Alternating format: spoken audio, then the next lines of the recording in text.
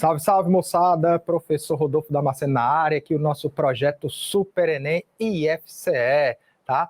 Então vamos aqui dar uma olhada naquele mapa que eu constituí aqui para vocês, certo? Como uma estratégia da gente reforçar todo o conteúdo que nós estamos trabalhando. Recomendo que vocês façam a mesma coisa quando estiverem elaborando seus estudos, sejam em geografia, história, sociologia, qualquer que seja, porque é uma ferramenta bem interessante. Se não está entendendo, começa a desenhar, que a coisa fica mais clara. E é o que eu estou tentando fazer aqui com vocês. Então, esse é um mapinha mental que eu constituí para a gente falar do nosso espaço agrário brasileiro, para pegar os principais temas que nós temos nesse tópico e não deixar passar nada, tá? E te ajudar a direcionar o olhar naquilo que você está com mais dificuldade, o que você está mais fácil, tá? De entender. Por isso que eu digo, não está entendendo? Começa a desenhar que a coisa vai ficando mais clara. Então, aqui é o nosso espaço rural brasileiro, as características do nosso espaço agrário. E aí a gente tem duas situações aqui, situações, a questão de produção no campo, certo? Produção intensiva e extensiva, que se liga ao espaço rural capitalizado, ou seja, quando entra investimento pesado, e aí lembra a nossa Revolução Verde aqui, que vai trazer insumos, tecnologia para o agronegócio. Este agronegócio que vai ter subsídios do governo para facilitar o seu desenvolvimento, a sua produção no campo, tá certo? E aí a gente tem os nossos sistemas agrícolas. Desses sistemas agrícolas, itinerante, jardinagem, são agriculturas do tipo extensiva, utilizam grande extensão de terra, tá? E aí a gente tem as empresas agrícolas, que são empresas que estão mais voltadas para o uso intensivo da terra, vão exigir mais dessa revolução aqui verde, tá certo? E aí, quando a gente olha para o Brasil está muito ligado àquela agricultura de plantation, bem característica de países que foram colônias de exploração, tá? Grandes extensões de terra. Para isso a gente trabalha aqui, essa ideia aqui do meleca, tá? Então a gente tem aqui uma monocultura, uma agricultura monocultora, produção de um único gênero, exportadora, voltado para o mercado internacional, grandes quantidades de terra, os latifúndios, latifundiários, tá?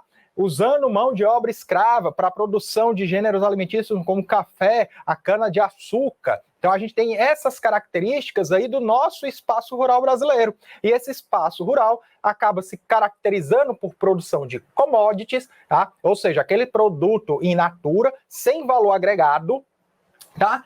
E aí nós temos uma modernização conservadora no campo brasileiro. Professor, o que é essa modernização conservadora? Você tem a Revolução Verde, traz novos aparatos tecnológicos, científicos para o campo, mas isso não acarreta numa igualdade de acesso à terra. Então a gente tem um campo, certo? Por um lado, robusto, que produz grandes quantidades de gêneros alimentícios. O Brasil se destaca na produção agroexportadora, agricultura e pecuária, mas também você tem a desigualdade no campo, a dificuldade de acesso à terra, a população mais pobre, a questão da demarcação de terras indígenas, de comunidades quilombolas, tá? Então você tem toda essa situação, por isso que a gente fala de modernização conservadora. Se modernizou no aspecto tecnológico, produtivo, mas não houve modernização no aspecto de acesso à terra, tá certo? Então esse é o mapinha, certo? Dá um print aí na sua tela,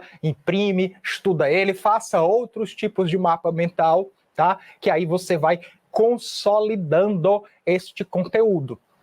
E outra forma de consolidar isso é a partir das questões, tá?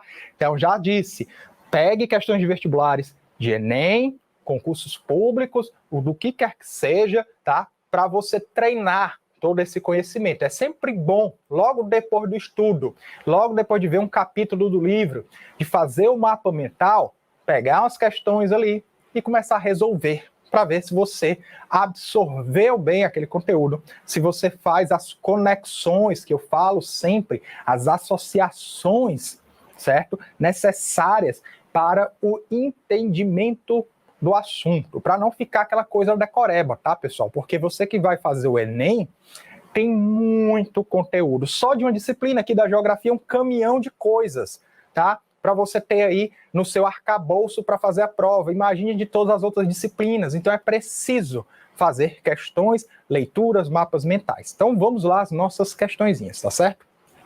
Então, olha aqui que eu trago para você. Eita, trago mapas. Mapas, a todo momento mapas. A geografia trabalha com mapas, vai trabalhar também com gráficos, tabelas, mas aqui eu estou trazendo mapas e é preciso a gente entender esses mapas. Esses mapas falam com a gente, eles têm mensagem, eles têm informações. Por isso que eu coloquei lá naquela pontinha a cartografia. É sempre bom você olhar com carinho para os mapas que aparecem nos livros didáticos, nas questões, porque eles não são só uma ilustração ali daquele texto, ele é parte do texto, tá certo? Então vamos ver o que ele traz aqui para a gente logo nessa questão do Enem de 2013. Ele traz 2 mapas, tá? O primeiro mapa, ele fala, olha só, característica dos mapas, tem título. Lembra que um texto qualquer que você vai ler, ele tem um título. O mapa também tem um título. Distribuição espacial atual da população brasileira. Tá? O mapa 2, conflitos em terras indígenas. Ou seja, dá o título dele aqui. Outra coisa interessante que os mapas nos trazem é a legenda. O que são esses símbolos? Tá? A legenda vai estar aqui traduzindo para você o que são símbolos utilizados nos mapas. Outra coisa interessante que é que o aluno, o bom aluno que estudou ali, tá? Ele vai olhar bem no cantinho aqui, ó, se possível, da onde vem esse mapa, tá? Às vezes é de um livro, às vezes é de um jornal, às vezes é de um atlas, de publicações do IBGE, que isso vai te ajudar a entender, opa, esse mapa foi feito pelo IBGE, esse aqui foi feito por um órgão econômico, esse aqui foi feito por pela universidade. Então isso vai te ajudar a direcionar teu olhar, teu entendimento. Então são esses elementos que você tem que buscar no mapa, tá certo? Então vamos lá, 2 mapas aqui, cada um apresentando uma temática, tá? O primeiro mapa, distribuição espacial atual da população do Brasil, tá? E aí você vai observar pela legenda o tamanho aqui, ó, das bolinhas indica a quantidade de gente no território nacional.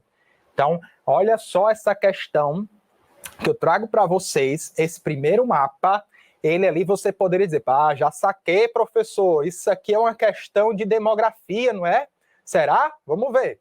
Aí você observa que boa parte da população brasileira está concentrada, tá? Nessa região aqui do litoral, tá?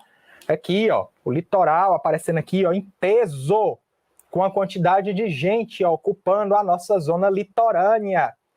Professor, por que isso acontece? Por que nós temos essa quantidade de pessoas aí no litoral? Aí eu trago para vocês aí, certo? 2 fenômenos, urbanização e industrialização. Mas antes disso, quando a gente vai olhar para a formação territorial brasileira, período colonial, por onde é que começa a ocupação do território brasileiro, meu povo?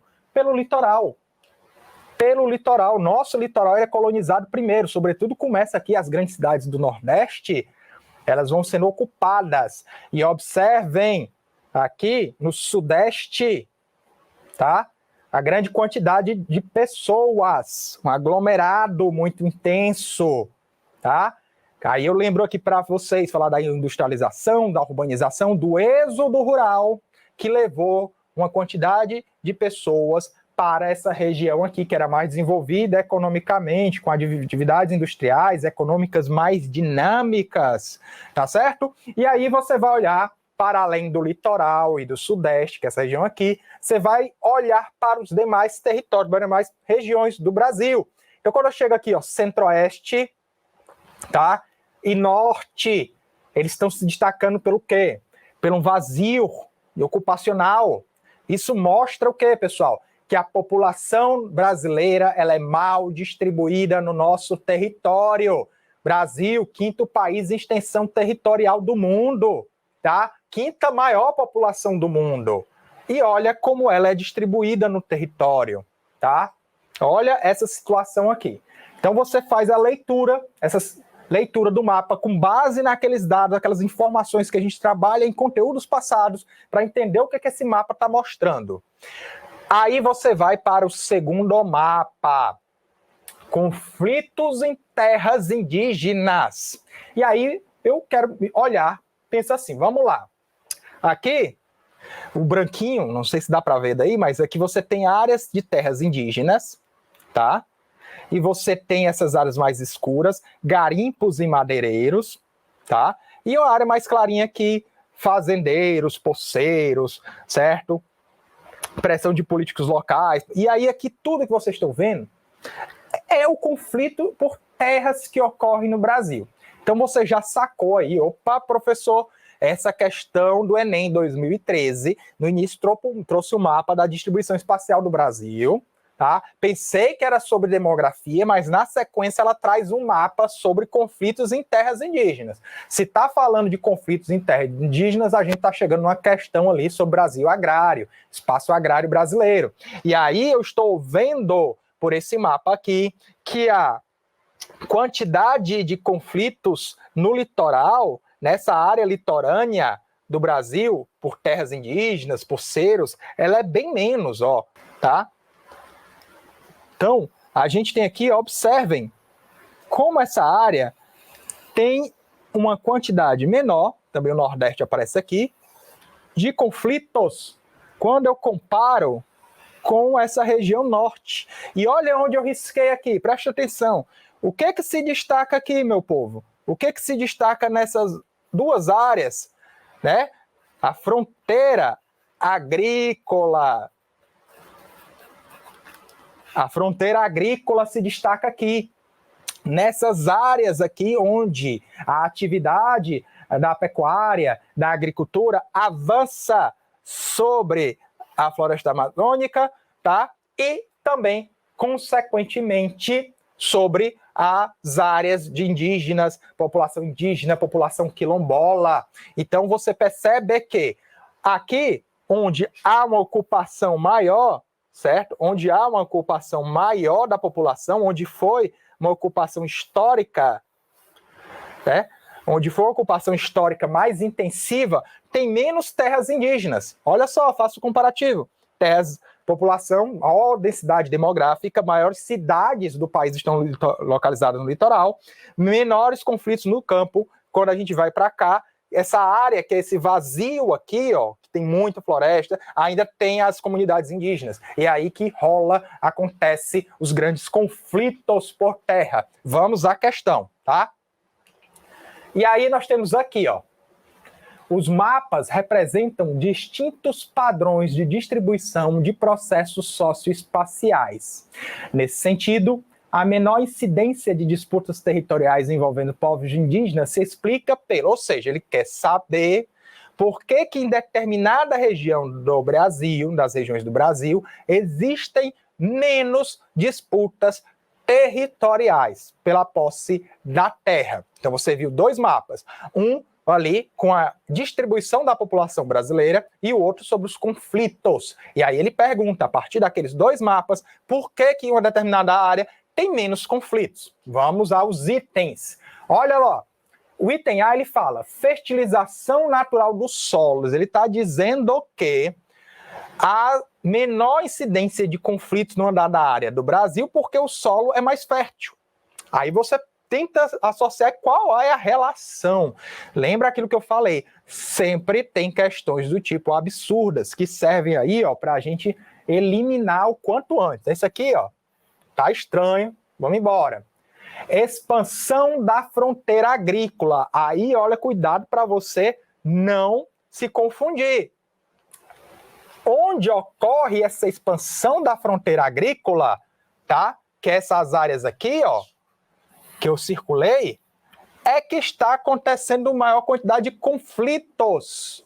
Então, o aluno apressado, que não lê ali a questão, poderia já marcar o item B, tá? Mas não é isso que ele está perguntando. Ele quer saber onde ocorre menos conflito, por que ocorre menos conflito. Intensificação, item C, intensificação da migração de retorno. Também é uma questão que não dialoga com os mapas, certo? Com o nosso texto e o nosso contexto, tá? Elimina aqui. Vamos lá. homologação de reservas extrativistas. Ele está dizendo que onde foi estabelecido reservas extrativistas, você tem menos conflitos. Às vezes você tem mais conflitos porque tem reservas extrativistas feitas ainda em comunidades, dentro de comunidades indígenas, tá? E aí cria situação. O único item que sobra aqui para a gente é a concentração histórica da urbanização, como eu venho sempre explicando aqui. Olha só, o nosso litoral, essa região litorânea que todinha, ó, tem uma ocupação histórica desde o período colonial, mas intensificada pelos processos de não só urbanização, mas também pela indústria, tá? A indústria que está casada a esse processo aí. Então, o aluno, sacando desses dois fenômenos no espaço urbano brasileiro, da urbanização e industrialização, consegue estabelecer a relação com o espaço agrário. Olha só, olhando para esse mapa, é essa região que, além de ser mais ocupada, é a região mais urbanizada e industrializada comparativamente a toda essa outra região aqui, ó, que é uma região voltada para a produção, para o setor primário da economia, tá? Então, olha só uma forma de você olhar para o mapa. Olha como o mapa te dá essa informação para você poder desvendar o enigma dessas questões, tá certo? Vamos para outra.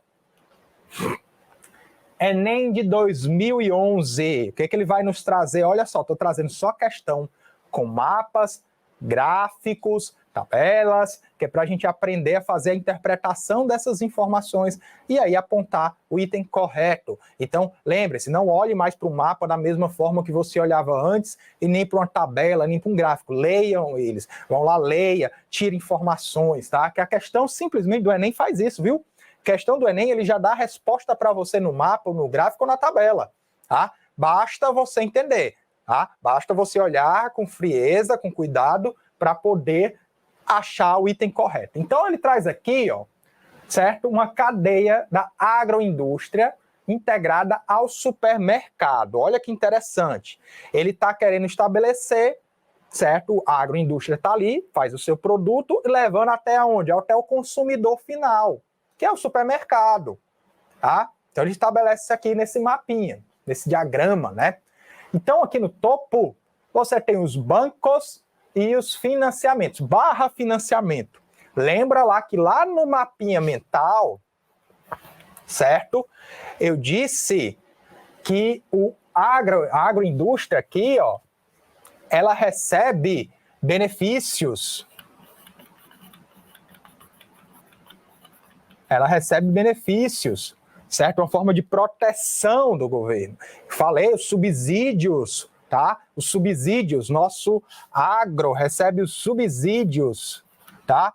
Subsídios desse setor para produção, para poder, o grande empresa agropecuária, ela recebe, por exemplo, mais facilmente empréstimos no banco. Ah, eu estou precisando comprar, essa empresa está precisando comprar um terreno grande, um grande latifúndio, comprar maquinário, comprar sementes transgênicas, contratar mão de obra especializada. Então, recebe isso.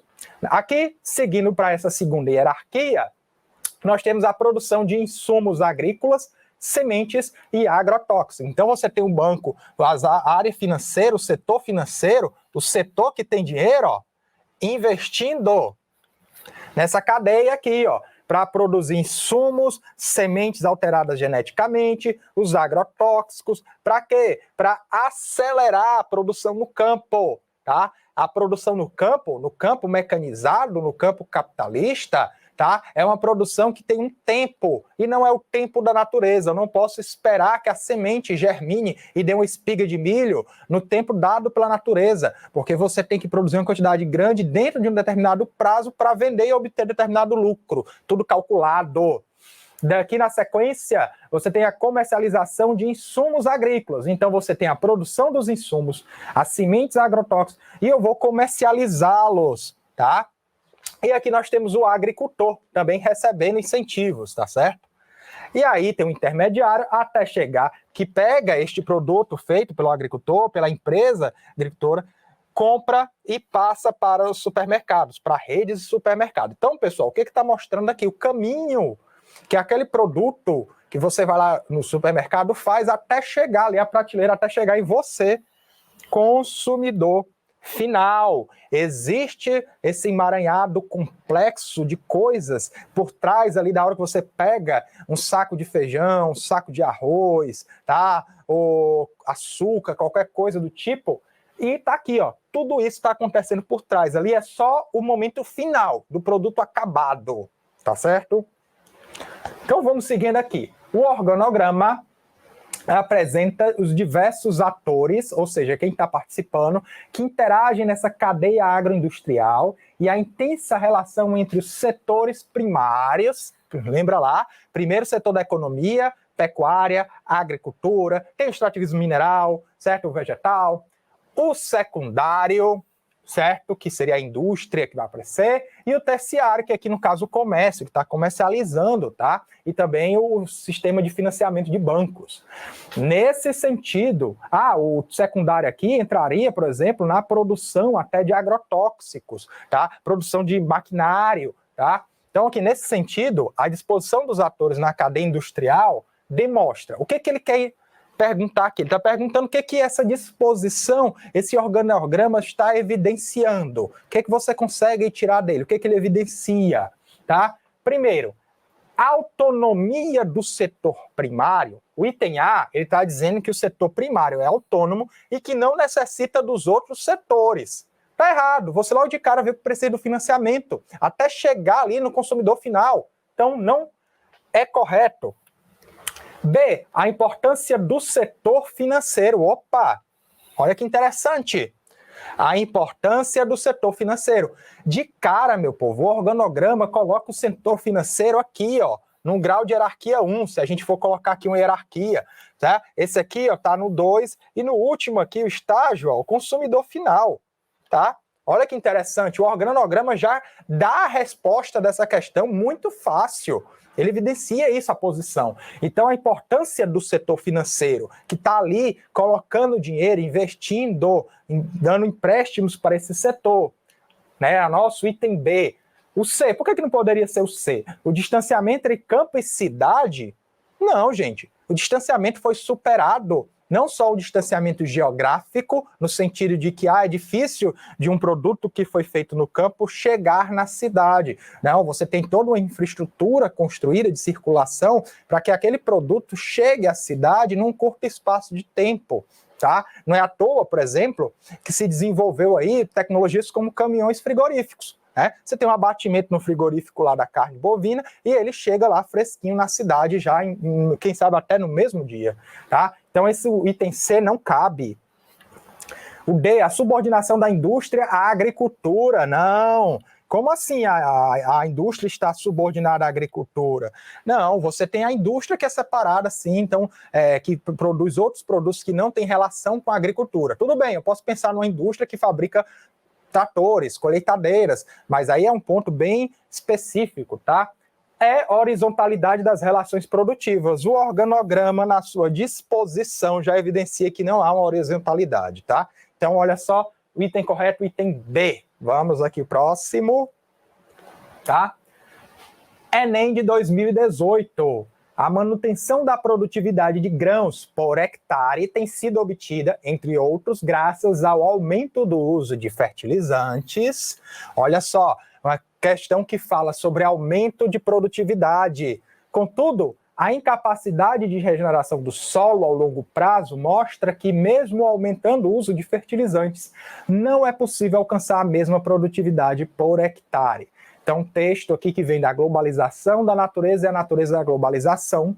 E aí ele pergunta, no contexto descrito, uma estratégia que tem sido utilizada para a manutenção dos níveis de produtividade é, nesse contexto aqui que ele está falando, qual é a estratégia, o que está sendo feito para manter o nível de produtividade? Elevação do valor final do produto, o que é isso? Deixar o produto mais caro. Você que vai comprar, o consumidor final, vai pagar mais caro, tá? É isso que ele está dizendo. Não se aplica, porque se você aumentar o preço lá no final, não garante que vai aumentar a produção lá no início, certo? O valor final, como está dizendo aqui, ó, é o final da cadeia, tá? Eu preciso fazer isso antes, então não se aplica, tá? B, a adoção de políticas de subvenção, tá?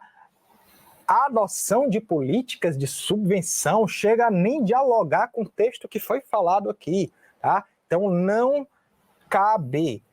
Ampliação do modelo monocultor. Ele está dizendo que eu vou passar a produzir apenas uma cultura para aumentar a produtividade no campo.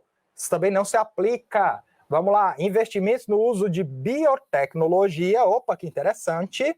E depois, crescimento da mão de obra empregada. Vamos lá, crescimento da mão de obra empregada não se aplica por tudo aquilo que eu já falei antes, como por exemplo da Revolução Verde, em que eu crio maquinários que aumentam a produção, diminuindo a mão de obra, tá?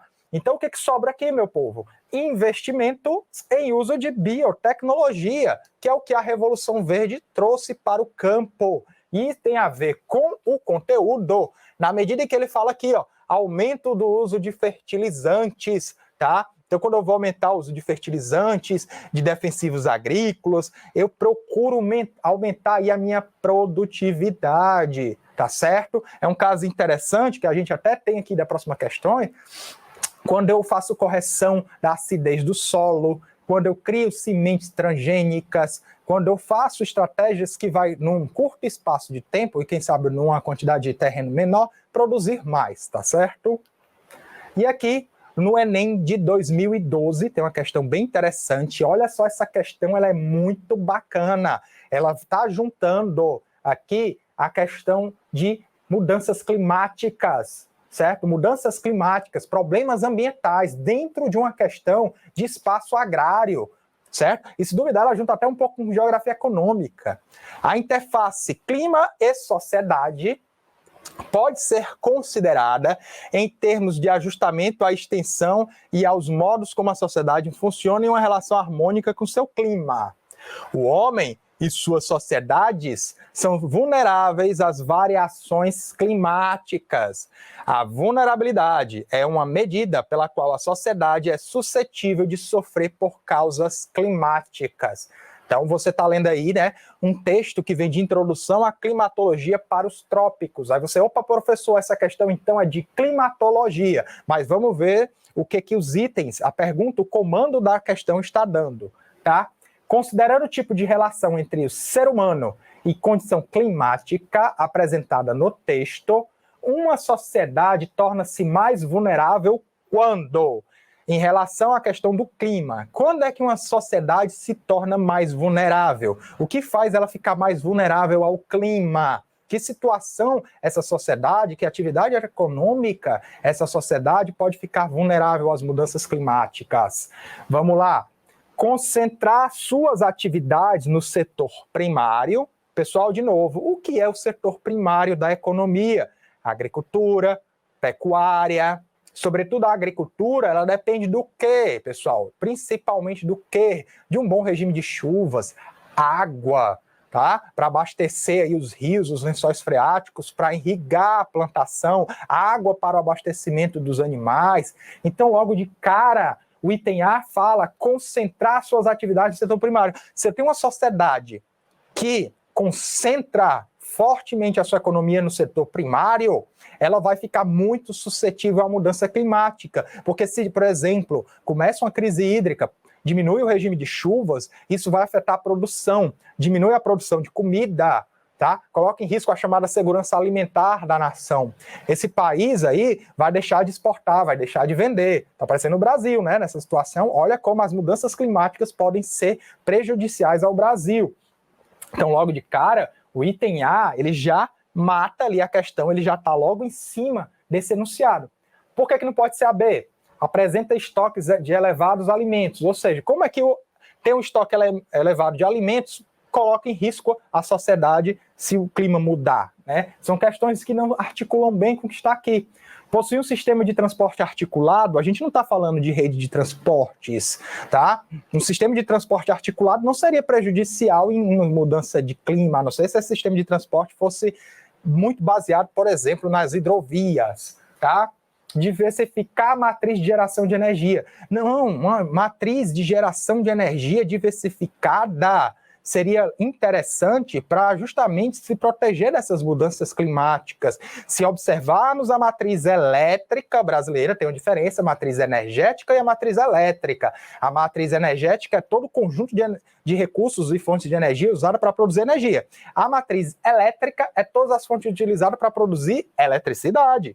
E aí o Brasilzão, ele tem o quê? A sua matriz elétrica baseada no quê? Nas hidrelétricas. Tá? Se você tem aí baseado sua produção de energia somente nas hidrelétricas, as mudanças climáticas podem causar algum efeito devastador. Se diminuir a quantidade de chuvas, menor volume nos reservatórios, nas hidrelétricas, menor produção de energia. Tá? E introdução de tecnologias de produção agrícola seria um tema assim que eu teria que produzir tecnologia no campo para ficar menos vulnerável. Mas aqui o item A fala de concentrar suas atividades no setor primário. Tá certo, pessoal?